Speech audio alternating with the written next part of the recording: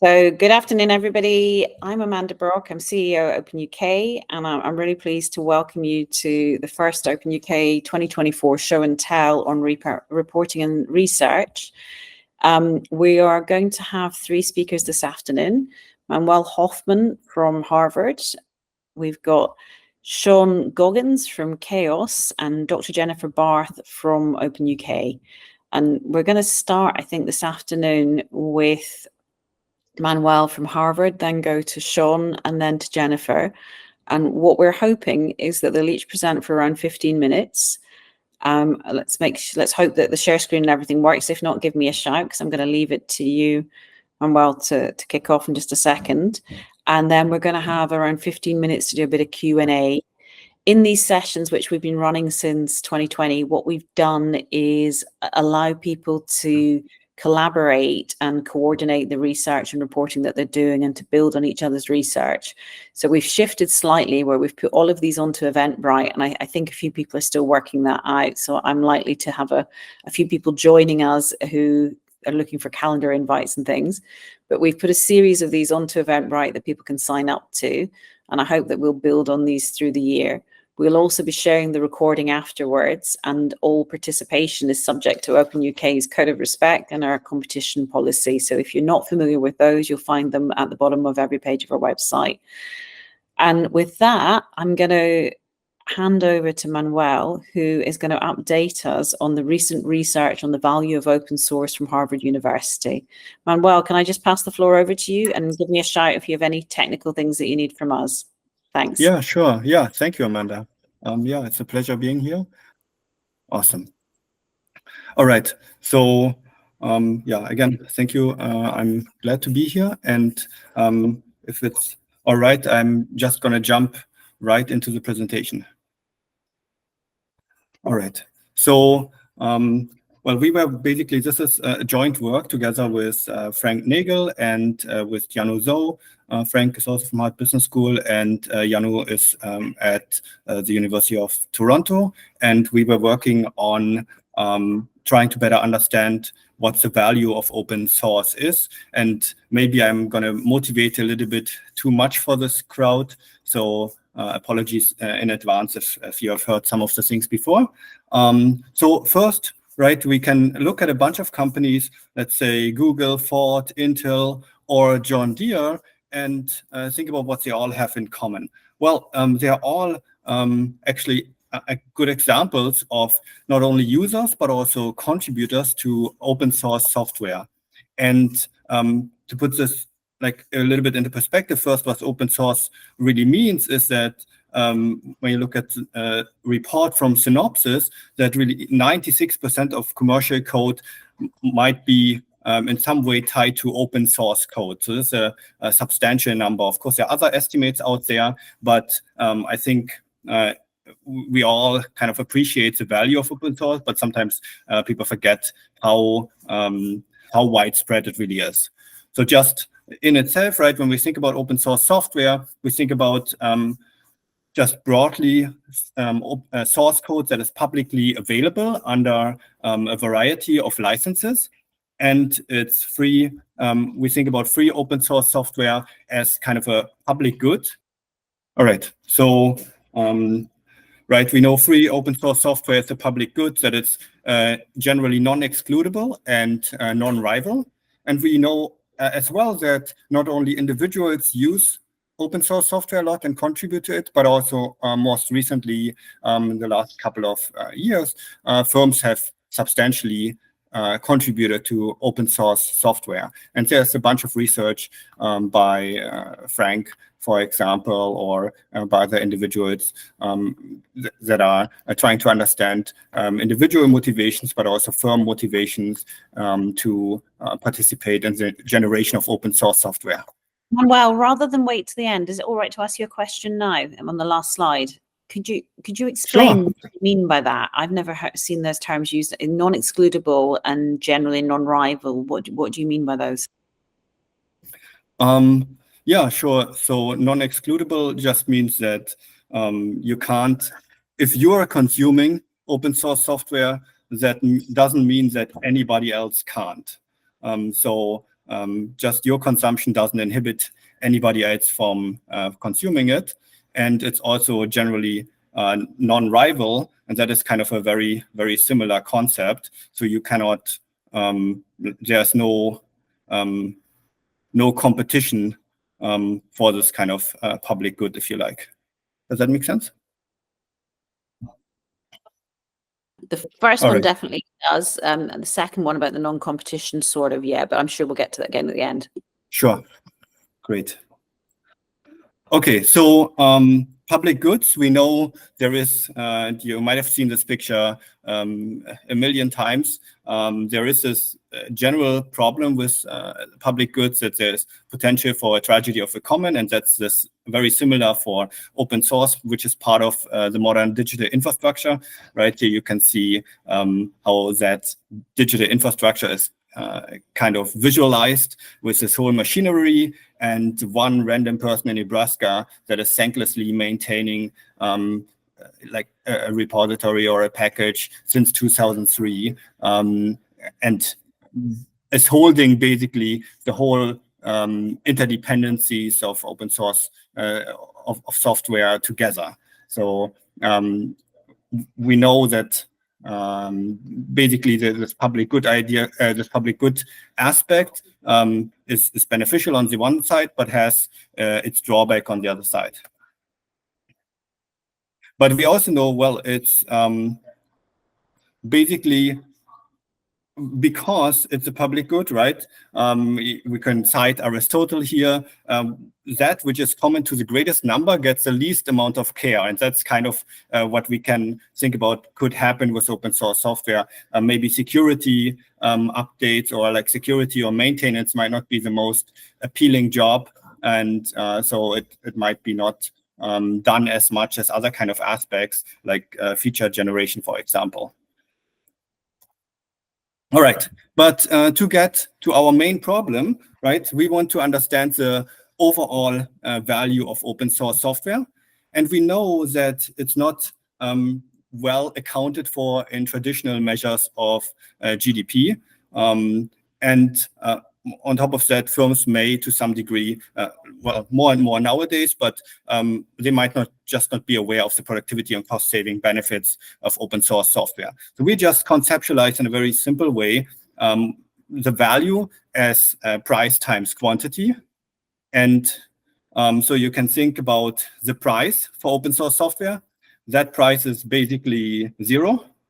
And the quantity is technically infinite in a sense, right? Because you can freely copy open source repository, and usage is not tracked as much. So while we know, let's say, thinking about what Warren Buffett is thinking about, like price is what you pay and value is what you get, right? So that maybe the price might not actually be the right thing to measure here. We also know we have to kind of put a dollar value to the value of open source, because if we can't measure it, we cannot improve it, and we cannot allocate resources to it from a government's perspective and show its true importance. So what we are really asking here is one question: how much would we lose if open source would not exist? And how much would it cost to replicate the universe of open source code? And we try to do that by, on the one hand, calculating the price by using a method that is called the labor replacement value. Basically, on the input factor side, we obtain a wage, some kind of average wage for a programmer, and we multiply that by some number of hours that this person would be required to do to recreate packages. And then on the other side, we are using 2 large data sets. One is called the census that HBS, and in particular Frank Nagel, has done with the Linux Foundation to get a better understanding of what kind of open source usage of packages is happening within firms.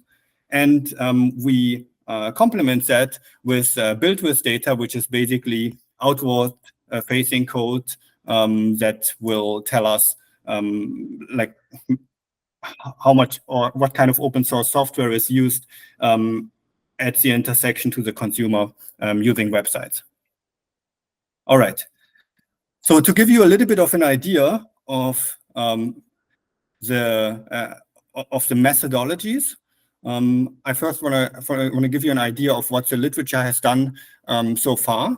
So there are basically two broad approaches.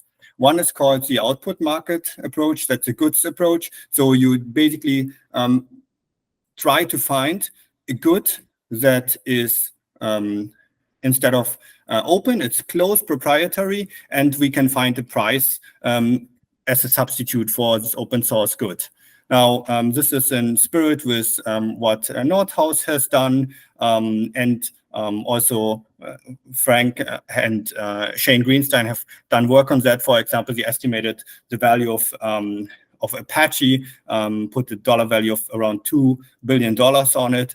Or there's work on web servers generally, where the estimated value is $4.5 billion. So the good part, the advantage of this kind of approach is that we have information on how much individuals use open source software, or in this case, a particular type of open source software. But we really only know, let's say, one particular type of software. It could be web servers, among other things, right? But usually it's a particular type of use case. So on the other hand, we can take a look into the input market approach, which we call the labor replacement value approach, where we try to get an estimate of what could be the average wage of a programmer, and then we try to understand, how much effort it would cost to reconstruct a certain good.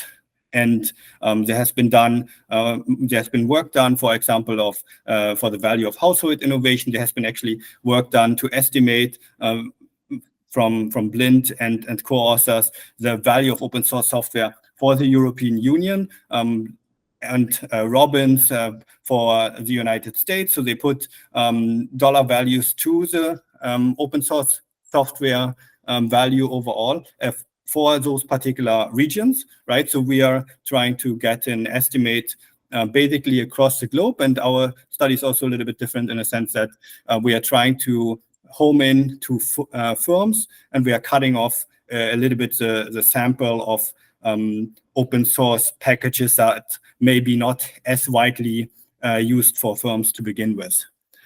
For this kind of approach, the good part is that we have all of open source software available that we can take a look at, and we can measure all the prices. In that sense, those are all the wages. But usually in the literature, at least, there were no usage data available. Now we want to add to that by, on top, providing information on the usage side. We are going to focus in particular on this labor replacement value approach, because the first method is a little bit more challenging, just because you need to find a proprietary equivalent for every open source good that would be there. All right, so and let me know where I stand time-wise if I'm going a little bit too slow. But so for now, what we are trying to do is, on the one hand, we are we're looking into all kinds of open source packages that are used by firms. And that's our first step on what we call the supply side. And we are just going to assume that when you're creating one package, that doesn't provide you any additional benefit to creating other packages. So we are cutting out production externalities. And then we just simply count the lines of code per package and calculate what the labor replacement cost would be for this package. We would, so what is the number of hours that I would have to put in, multiply that by the wage, and then we sum that up across all of the packages that are in our data set. And we do that basically, we go a step further by then going to the demand side. So we are incorporating usage information on the packages that are actually used by companies. And in essence, we are assuming that there is what we call a single replacement value with a single replacement within firms. That means once you created the package within your company, we're going to say that you can use it freely. So you don't have to recreate it every time that you use it within the company. And then we calculate the value here by just multiplying the number of times you used the packages with the value on the supply side. All right. So to really measure the value, we go into two types of data sets. One is the Census. Census 2 of free and open source software. That is code usage of firms globally, around 600,000 packages. And we use the top packages in particular. So this data set is scans from software composition analysis firms that during mergers and acquisitions, they are trying to get a better understanding of whether the firms are compliant with licenses. And so they then have the ability to look into each company and the usage of the companies that they have as their clients. And this data set, we have it from January 1st to December 31st, 2020, which, as I mentioned, we then complement with Build With, which is basically a data set that provides an idea of technologies that are used on websites around the world. So this they are scanning all the websites globally, and we are focusing on open source in particular. So we homed into 8.8 million websites for JavaScript and their libraries, and then we homed into 3.3 million of those that are related to distinct firms. And we have that kind of data set available until November 2020. So we use those two data sets as complementary sources, and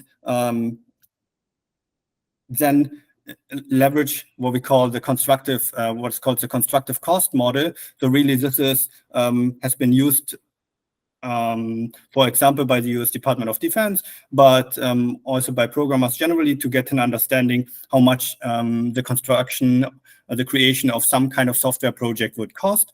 And you can see here what we're getting is basically on the left-hand side an effort estimation, which is person months that are required for here LOC, which are the lines of code in 1000, and that's nonlinear transformation. So we're getting person months that we multiply with monthly gross salary information from Salary Expert, which can vary on the low side around $3,000, where we use India as one country versus the US on the high side as another country.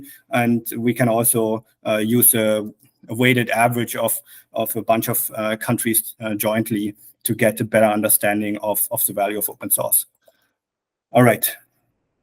So here you can just see pure summary statistics, just for you to get a feeling. Here on the right, you see the number of observations, which is basically the number of packages, and then the lines of code and lines of usage information. We are focusing, in particular, I'm going to show you the top, actually, I think top 6 languages, and you can see like all packages overall, we have 260 million lines of codes, and a substantial share of that comes from the top languages. And when it comes to that, is from the census, internal facing information, from the outward facing data set. There we have, I think, all packages, this might be a typo, but all packages are like around 82 million. And I think it's roughly a similar fraction when it comes to the top languages in terms of representation, similar to the census.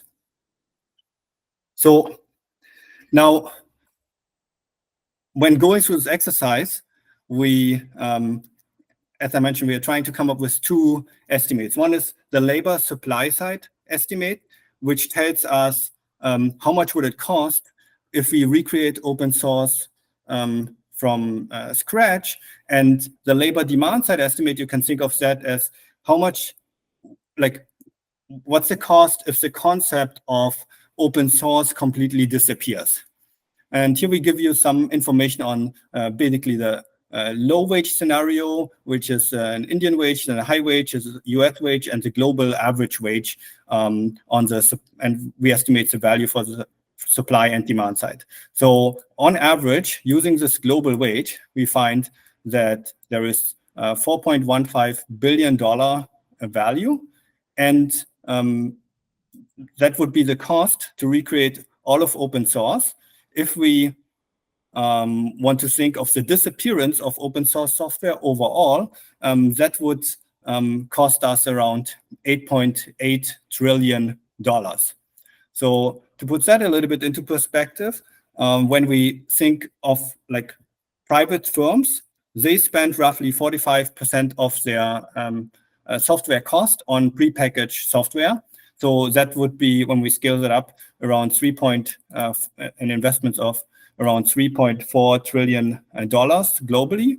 And now if we add the cost of open source software here, the $8.8 trillion to it, what it implies is that firms would spend 3.5 times more on software than they actually do right now.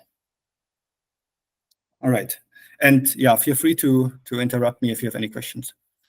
So you can see here the different kind of data sources, sensors, outward, the inward-facing data set, and built with is at the bottom as the outward-facing data set across different kind of. We split up the value for different kind of languages. So you might see C, Go, Java, JavaScript, Python, and TypeScript. And to recreate open source software, there's a substantial value that would come from just generating packages that are related to Java, Go, and also C. But then on the demand side, what is really, really heavily used seems to be the language Go. And then that is followed by JavaScript and TypeScript. While when we look on the outward-facing websites, we have basically a high value from JavaScript and TypeScript, which we also see on the demand side, which is just by the nature of the selection of the packages that we focused on, so that we can really home into open source software. Right, and so now, as an additional exercise, right, on the one hand, we now know what the value is of open source software, but we know that globally, but we were also interested in who is actually contributing to that value, and is there some kind of heterogeneity? And here you can see this idea of Lorentz curve for the share of contributors to the value, the supply side value, and the number of repositories that they're contributing to. So imagine if, on an average, we would have, think about this 45-degree line here.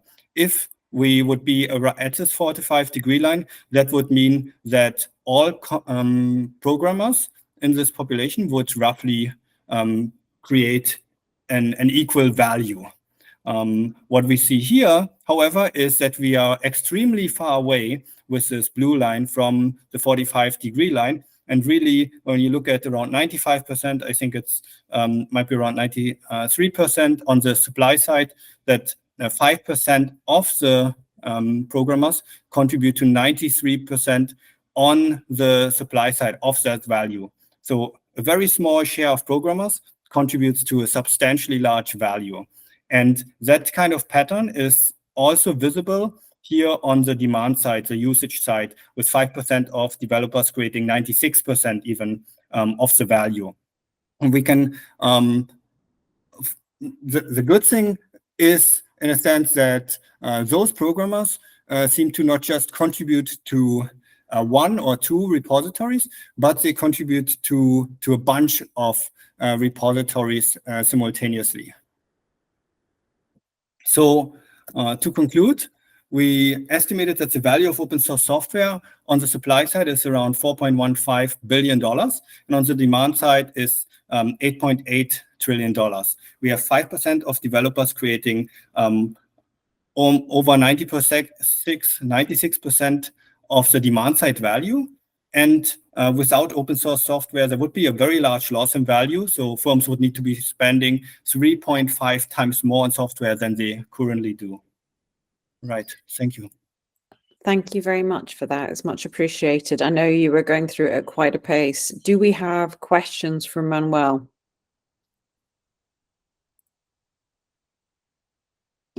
Anyone? Okay.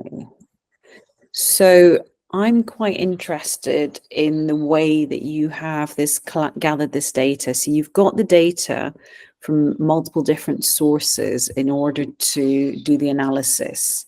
Mm-hmm. And those sources aren't a single survey. So it's not like you've taken a Linux Foundation survey and worked with that. You've taken multiple different organizations' existing reports. How does that scale?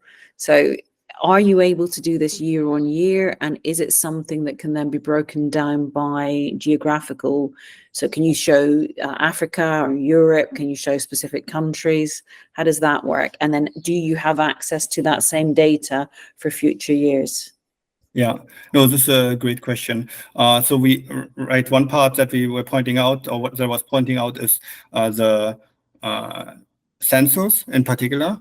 And that data set is a bunch of, that is coming from those software composition analysis firms that I mentioned. So basically, 3 big companies that are going into other companies to understand the licenses that are used and to see really, are there any compliance issues? So that's for example, Synopsys, that's Sneak, for example, and some other of those software composition analysis firms. Yeah. And they report on that annually. I don't know about the others, but are you right able to get this? And obviously, as something, Hillary and I have talked in the past at Linux Foundation about building on each other's work. And we've, at OpenUK, we've been looking at value-driven analysis for the last 3 years. And each year we build out on what we've done. And I assume you intend to do the same kind of thing. So we are doing... Right. So right now we are in contact with those companies again to try to get to redo a similar analysis. Yeah. So we are working on that at the moment, but it takes time to get those companies to agree to even do another round. So that's not a given. And we also unfortunately we are not allowed to show those kind of beautiful splits that we would love to show on region or different industries. For example, we have information on industry level variation, but we don't have that actually for the sensors. But we only have that for build with, which is relatively more openly accessible, but also more costly. Okay, so it's a useful methodology. And it's but relying on that set of data, and that data set is available on a one-off basis, but we can't be sure that you can replicate that yet on a global basis, but we also can't get it geographically. So in terms of us looking at values across the globe and being able to analyze and break that down into different continents of countries, that's definitely a no-go. And it's not like any of the individuals in those other continents or countries are able to do it. So, for example, OpenUK, I'm only using us. Sure. I can talk for us. If we want to use your work as we've done in the past with the EUs and then show what proportion of that we happen to be, we can't do that because you've only got this global figure. And you yourself may have to find different ways on the go forward if you can't rely on having that data year in, year out. So, yeah, I mean, right, we will still have the same data access. And I think for replication purposes, there has to be a way, there will definitely be a way so that, this would be accessible. If you would ask for, data access would, getting in contact with Frank, I'm pretty sure, replications need to be, that's a bare minimum scientific standard. But I guess one could think about, maybe organizations that are visible directly on GitHub as organizations, right? There are organizational accounts, and one could replicate this kind of procedures homing into the organizational accounts. And so that would be one way to apply Yeah, this but that would be a method. different methodology, right? So that would need a whole It would be different the same methodology. It would the same be, well, methodology. it would be the same methodology on the supply side. It wouldn't be the same methodology on the demand side. Yes. And the demand side is actually the one that's more difficult, right? So we've been doing that through our survey. And our survey, which gets around 300 and something responses, is very difficult to complete because we look at the demand side and lots of data about the company and its turnover and things, as well as looking at the amount of time spent, etc. So we do quite a broad range. But what I'm trying to understand is if we now, so I'm going to say two things: understand that you're going to be able to do this and update on the same methodology year in, year out, and that it will scale. So that's the first piece. And then the second piece is how we can break that down geographically. But I suspect we just can't based on what you've said. Yeah, at least at the moment, I think it's going to be very challenging. And yeah, I think for details, if there are some ways, maybe in the future, I guess like one would have to talk to those firms and see how open they are to allow to provide some estimates that are more regional. And I think the initial agreements were partially, I think we had like one of the organizations that was okay with that, but then we didn't want to provide an estimate just for one of the organizations, but want to have the full kind of picture. And so, yeah, I think like also in future rounds, maybe trying to get agreements on that would certainly help. I think it would, because not OpenUK, but a number of people redid the work, I think, from the commission, from Frank's past work.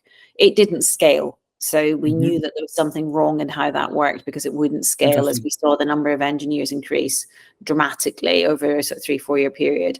But we were, we're able to take that formula and the data sources and apply it if you can access them now. And there's another question there for you, Manuel, from Jen. Sure. And Hillary as well wants to say something, and then we should probably move on to the next speaker.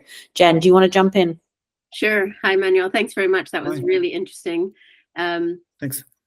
I wondered two questions. One is the labor replacement value, and when you're looking at what type of labor, and I understand the sort of sense of what that labor might cost in the US versus what that labor might cost in India.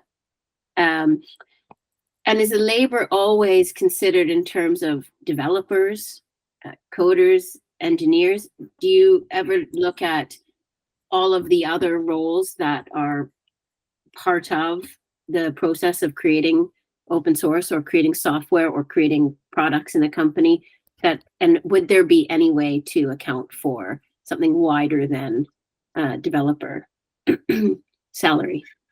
That's a good question. So, right, we already had kind of a difficulty actually to come up with those estimates from just from Salary Expert and get this globally and take the average of that. So that was for software developers. I think there is, they also have other job types that we could probably get our hands on if we would think there is a good reason to tie them to the programming efforts. I think that's where, we would have to have a good prior on who are those job categories for software developers. It's kind of intuitive in the same way that I don't know if it's exactly related, but for example, what we left out of creating the value of open source software is we didn't actually estimate anything that was related to comments, anything that was text that was dropped, and we had only pure code in our main estimates. And in a sense, if you think that other people also contribute to this commenting aspect or the aspect of what kind of how do we create the software, then this could be an underestimate is what I would be thinking here. But if you have some particular categories in mind, happy to think more about it. With the data in the UK around roles and salaries that you can access, it's often quite difficult to parse out for what developers are making, or what a section looks like. So I think that's also a difficulty around the way industry is considered, the way things are organized. From the UK side, the data is very difficult. You have to make decisions that obviously would end up, over or underestimating, just because it's so difficult to parse it out and to understand who's who and what sort of salary they have. I have one other quick question before I pass on, which is, what do you think are the challenges, limitations, or possibly what's good about using the Kokomo analysis as a way to get at the value? Yeah, great question. So I think what's good about it is that we have we can at least get an average estimate of the wage. As you pointed out, there are a lot of assumptions that are even going into the construction of wages for the average developer. But I think there we have basically this price, right? So we can get at some kind of outside price relative to the goods market approach that I also mentioned would be a very appealing way of thinking about pricing open source software, but I think it's an even more challenging way, because there we need to really find are there equivalents for some packages that are just packages that are not even full-blown products, right? And I think the answer is most of the time no. There are not a lot of equivalents, and we have tried to do some of the exercise. So the Kokomo approach is really good in a sense that it is used, I think, by managers, by some programmers, to actually estimate the cost. So that's good. It's it has some credibility in the market, if you like, and we can get some kind of price estimate. And then, of course, we have to make some assumptions on what are the exact parameters that we are using, but we can play around at least with the assumptions to get, or with the parameter values and the assumptions that are underlying those to see how the value would actually vary. So that's kind of the appeal, I think, of this approach in particular. Yeah, thank you. Thanks. Great. So, and I think there's two questions here for you, Hillary and Alice. Alice, if you've got questions, if you can put your hand up just so we see you in the queue. So Alice, do you want to go next? I think I missed you, and then Hillary. Oh, I think you're gone. You disappeared. You're also muted. There's a little bit of commentary that was put out in response to your paper. Oh, excuse me. I think probably has reached you by now. And I'm just super curious to know your response, and I wondered, I'm not putting you on the spot to answer that now.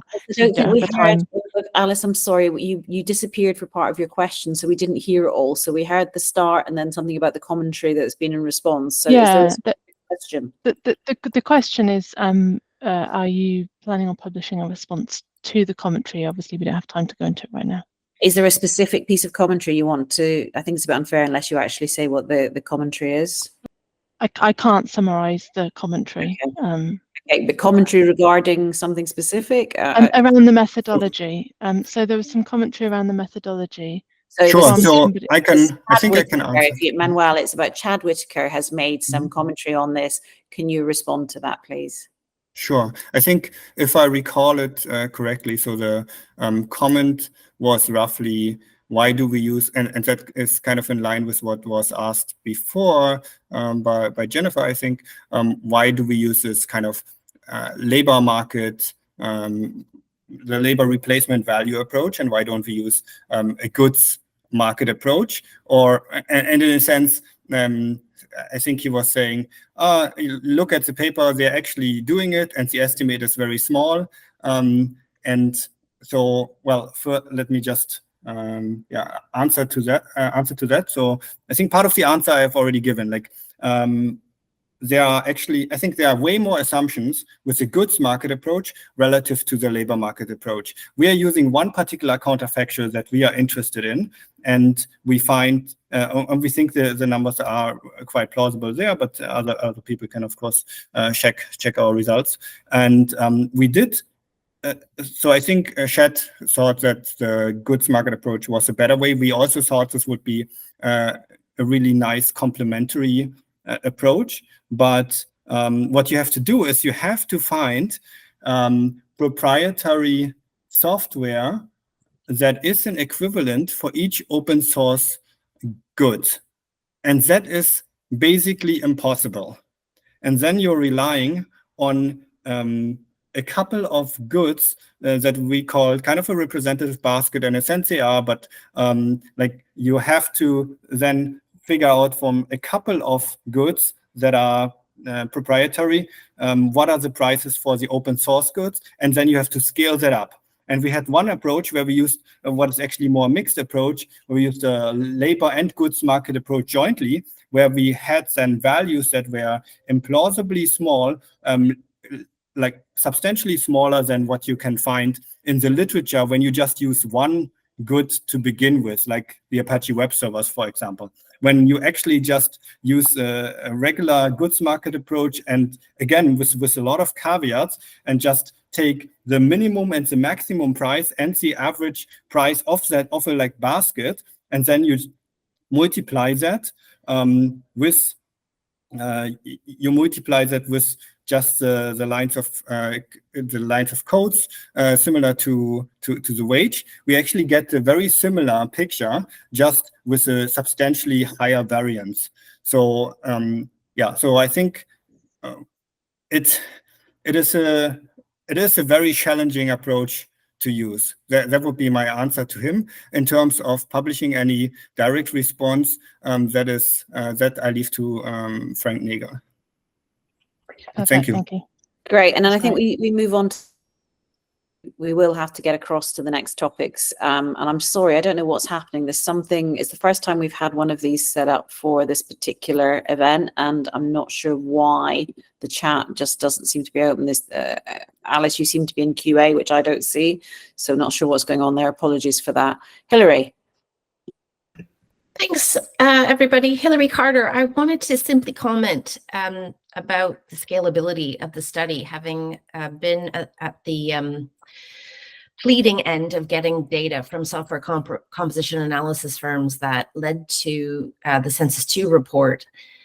We are reaching out to the very same organizations again, and what we're finding is that there's been a lot of turnover. And the data usage agreements that were signed in 2021 were signed by different people who make a decision about a single use. And at the time, there was no intention to necessarily repeat the study. We didn't know whether it'd be successful. And so getting the data itself for a one-time study is very challenging. If we were to say, we want this data in perpetuity. So that is my comment. It's very, very challenging. We would love to do it year over year. We're just finding we're having a very difficult time for Census 3 working with the very same organizations. Yeah, thank you, Hillary. That doesn't surprise me, Hillary. It's one of the reasons I was asking you about the repetition. It is a tough thing to do. And getting consistent data in this space is hard, which is why we default to surveys. We do work with partners, but we haven't used the partners in our methodology as much, Jen, if I'm right. So Manuel, thank you. That was super interesting. And I think everybody has really enjoyed hearing from you. I'm sure there will be a lot more follow-up questions, and I hope that maybe we can talk a little bit more about that in the next show and tell. But super interesting, and thank you, and great to see the work being published. Yeah, so thank you. Thank you. I'm going to hand over next to Sean Goggins at Chaos. Sean, are you there?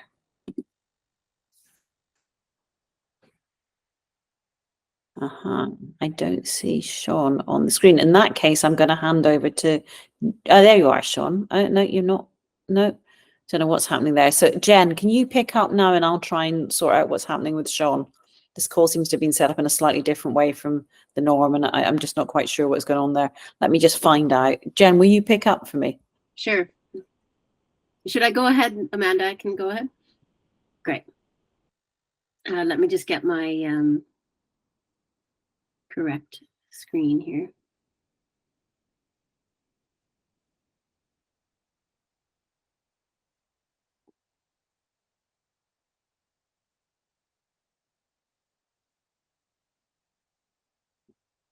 Okay, I'm imagining everyone can see that. I've lost sight on everyone, but I'm just going to go ahead and hope that my microphone. Yeah, we can.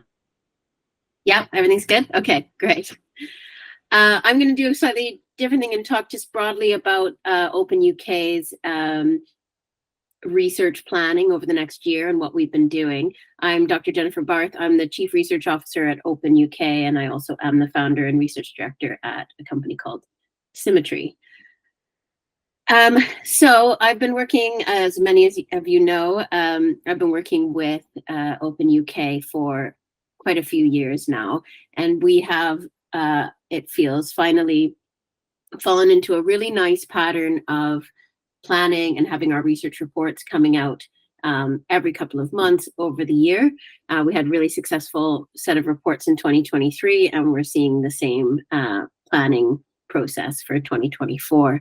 So just to give a quick overview, we just recently put out, and I can't quite remember if it was the very end of January or the very start of February, but just before the conference, we did phase 1, AI and open innovation. I'm going to talk more about each one in a moment. We're planning phase 2 on security at the beginning of May. Phase 3, which will be the economics one, which is very relevant to what Manuel was just presenting to us and trying to build on that conversation, will be July 2024. And we'll do a phase 4 skills in November of this year. Just a brief, I don't know if you've seen the Open AI and Innovation phase 1 report this year. We highlighted the dialogue between, dialogue might be in quotes, but between citizens in the UK and the government around AI. This report led to, and the conversation with the UK government led to them, DCIT and others coming to speak to everybody at the State of Open conference this year, which was absolutely amazing and real interaction. And I can let Amanda speak a little bit about it, but a sense of we need to be considering and thinking about the role of open source and AI. We published just around the time that the response came back from the white papers, which I can refer to a little bit later as well, and literally the day of or the day before. So we put in what our response, what OpenUK's response was, and then of course the government issued their response. So it was timely in a way to get it out and show where we are on the conversation, but we're also looking to update in the next quarter where the conversation is headed. And that's a very big part of the AI piece of the reporting this year, will be to follow and continue to be ahead of the curve on the conversation that's happening around AI and open source. We included data from Runa Capital. Some of you may know that we've been working with them on creating a really nice database that we can often draw on through the year. And this one focused on AI repositories.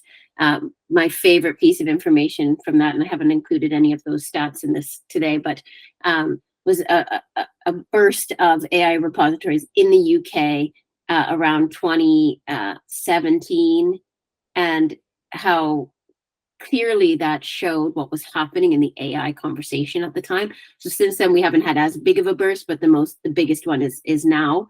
And so you can see how when it's not just when it hits that public stage, when we start to see that conversation, when citizens and people and everyone is starting to talk about AI. And I was doing research with other organizations around the same time, like Microsoft, who were leading the conversation on what it would look like to be an AI. And now we can see that's happening again, where it's again a big piece of a big citizen conversation, a big everyday conversation. And you can see that the open source repositories jump up again. So I thought that was a great output, but we showed some others as well. We highlighted fireside chats with Stability AI and AutoGPT, and the results of an opinion poll. And I wanted to just focus for a moment on the opinion poll. So we delivered a short opinion poll and achieved 165 responses in just 1 week in October 2023. And it was a quick temperature check. It was not meant to be representative or of the UK or statistically significant. It really was just to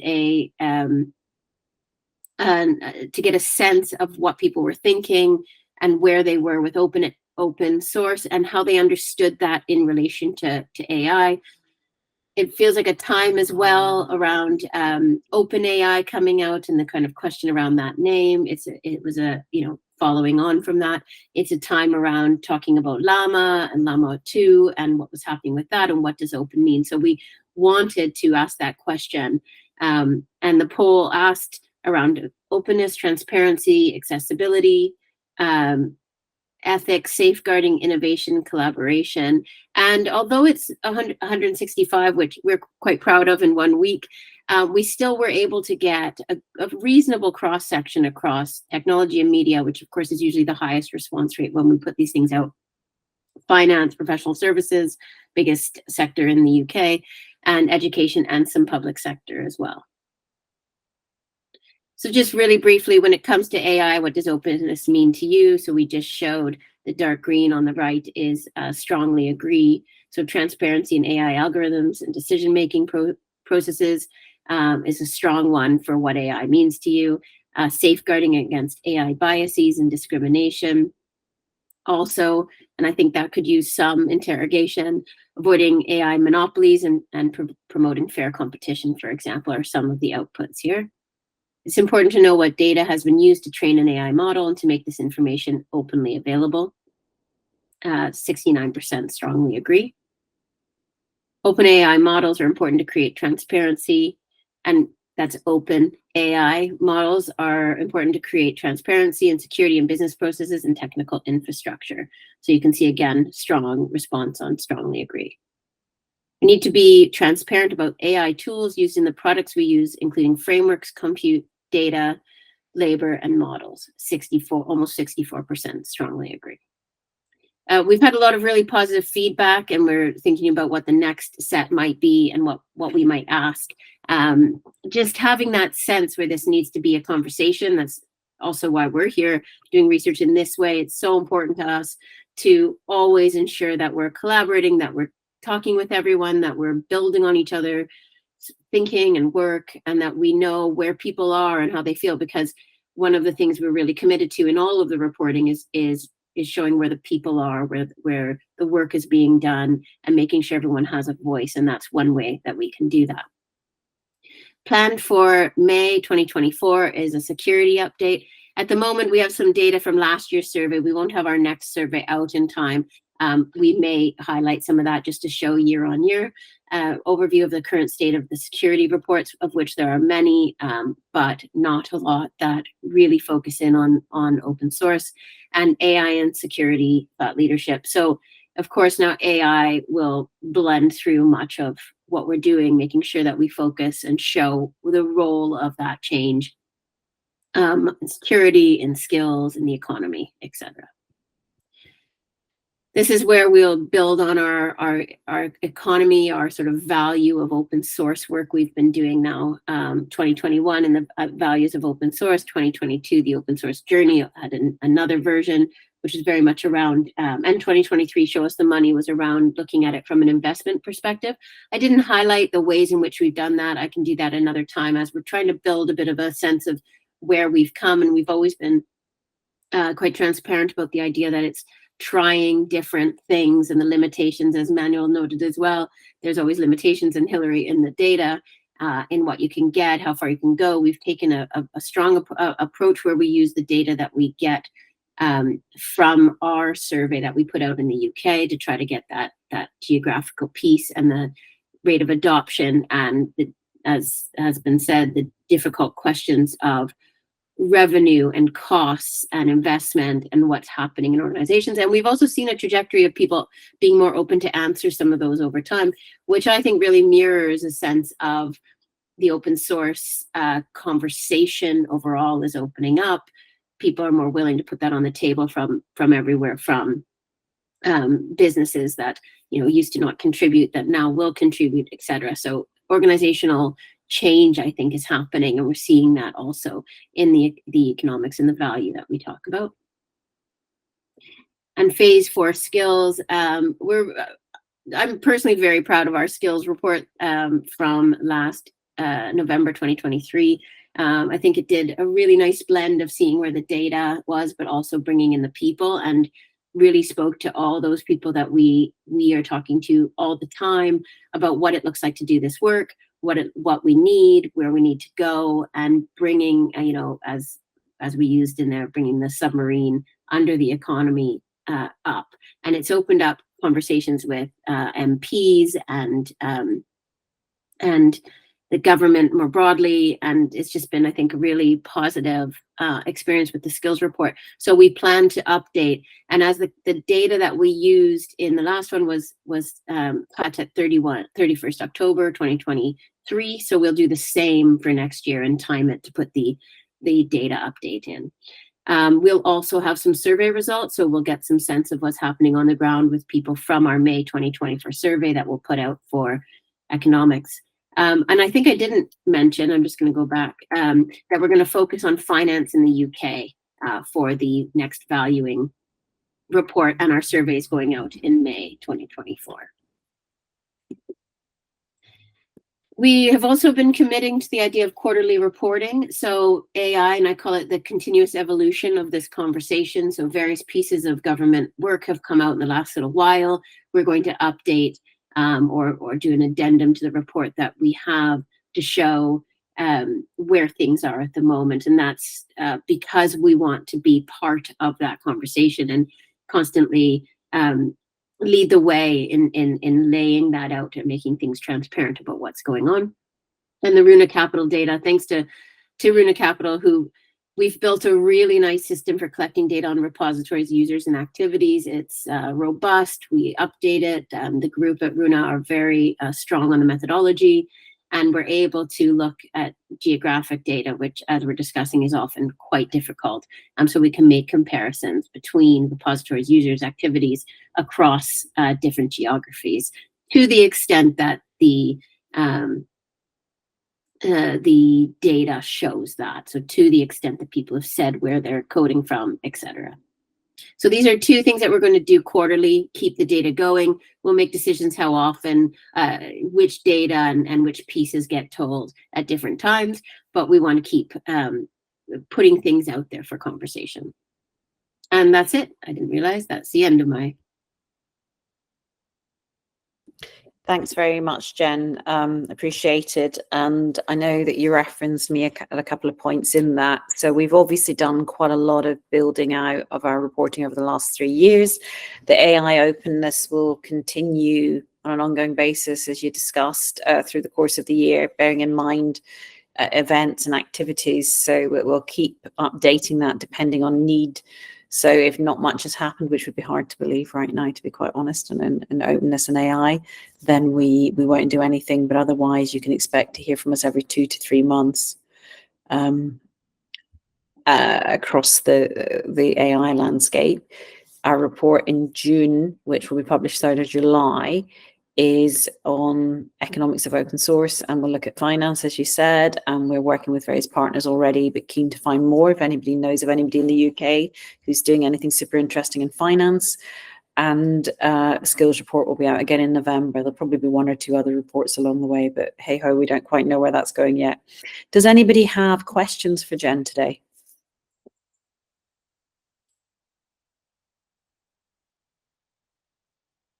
No questions. Okay.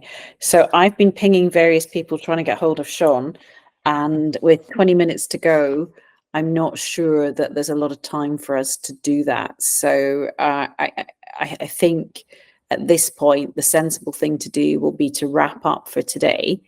And our next, Cho, do you have the date of our next one? Can you put that in the chat for everybody with the link to the Eventbrite to sign up in case they don't have it? Cho, can you do that for me? Yeah, brilliant. If you just put the link in and the date for the next session. So what we've done in Eventbrite is we've booked 5 sessions through the course of the year. I'm not sure how we managed to do it today, but we restricted a little bit too much. So we'll make sure that next time everybody's able to join and ask questions and things quite freely. Obviously, we'll moderate who's doing what when, but the chat will be open and we'll be able to join a line. So Cho, if you can just add that in for me, then we'll wrap up. And I will give Sean the opportunity to speak to us next time since he missed today. Appreciate everybody joining on a Friday afternoon. I know some people have had to drop off through the course of this, but thank you all very much. and looking forward to seeing you all again. So Cho's put the link in, and Cho, can you just put the date of the next one, please, which I think is in 2 months' time, is it? Have you got that date there? Hello, yes, we'll be on for May 10th. May 10th, right. So hopefully we'll see you all and a few more people on May 10th.